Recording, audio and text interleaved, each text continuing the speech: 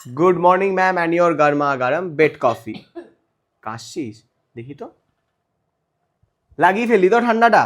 বারবার বলেছিলাম রাত্রেবেলা বেরোনোর সময় একটু ওয়ার্ম ক্লোথসগুলো পরবি। আচ্ছা ঠিক আছে, আপাতত ওঠ, উঠে এই গরম গরম কফিটা খা, কাশিটা একটুখানি কম লাগবে। ওঠ, উঠে কফি খা, চল। এই যে ম্যাম, বলছি উঠুন এবার, কত শুয়ে থাকবেন? আর আপনার জন্য স্নানের জল গরম করতে দিয়েছি, so get up and get your shower please. শুয়ে থাকলে সারাক্ষণ মাথাটা ভার হয়ে যাবে। চলে এসো, স্নানটা করে নাও। শোন, তোর জন্য ভেপার রেডি করে নিয়ে এসেছি, আর উঠে আয়, ভেপারটা নিবি, তাহলে বেটার ফিল করবি। উঠে আয়, উঠে উঠে আয়, ভেপারটা নিবি, আয়। আরে আয়। হ্যাঁ, এটা গ্যাসের ওষুধ, এটা খাবার পরে। শোন না, বলছিলাম এটা তোর খাবার পরের ওষুধগুলো, আর এটা যেহেতু তোর নাক বন্ধ হয়ে গেছিলো তার জন্য। সো ওঠ, উঠে এবার ওষুধগুলো খেয়ে নে।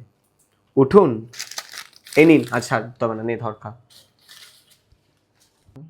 শোন না, ঘরে শুয়ে থাকতে আর ভালো লাগছে না।